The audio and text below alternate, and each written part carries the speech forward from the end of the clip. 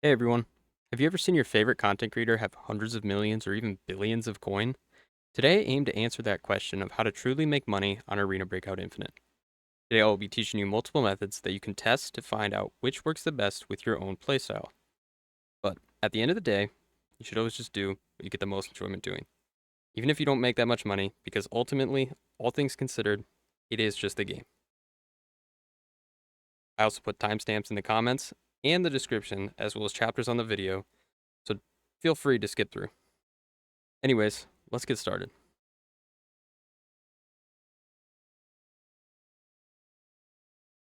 Part 1 will be very short. This part is directed towards new players that are still fresh to the game. If you are new to Arena Breakout, I recommend you stick to playing normals until you get a basic understanding of ABI's mechanics, such as the gunplay, movement, and gear. If you are wondering where to start, I would recommend looking for other guides on YouTube on the specific topics that you're looking for.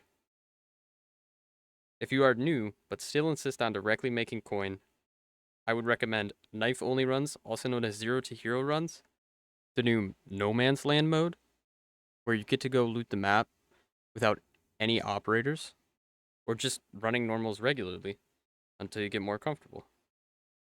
You won't make a ton in this stage, but at the end of the day, every penny counts.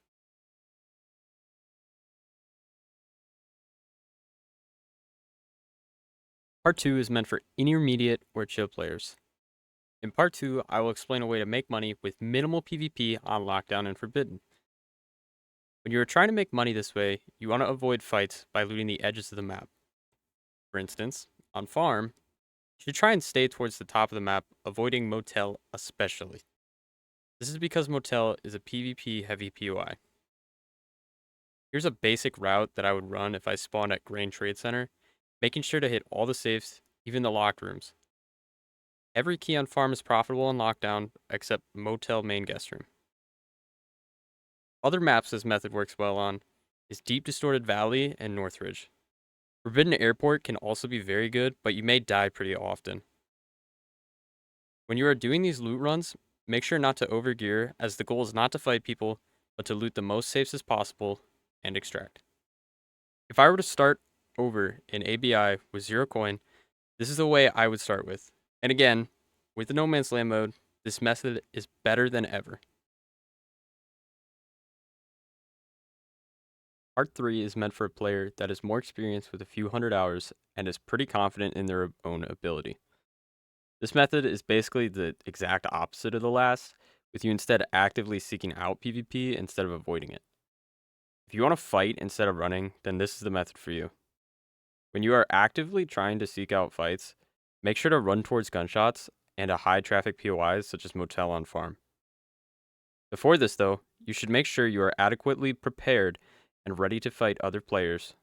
This starts with your gear. Here are 2 lockdown kits I personally run and would recommend.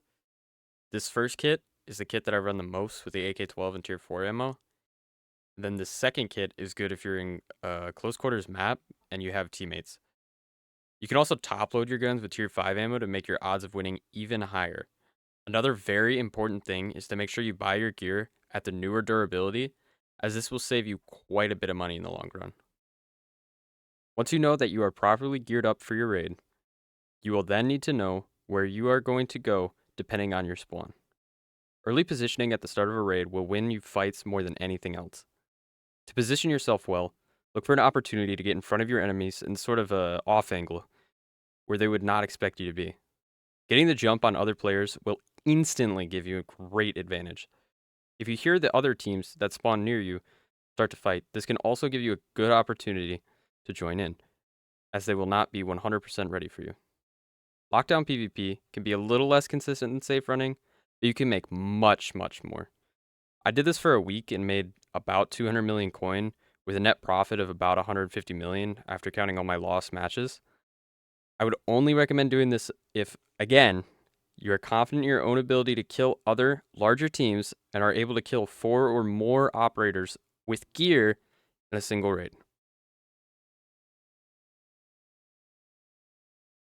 Well, this is the end game. This is either the best or the worst method depending on your skill level and team size. If you want to make the absolute most, then you must be prepared to put up expensive loadouts and be okay with losing. It is not uncommon to get 8 mil plus raids while playing this way, though you will also lose quite a bit.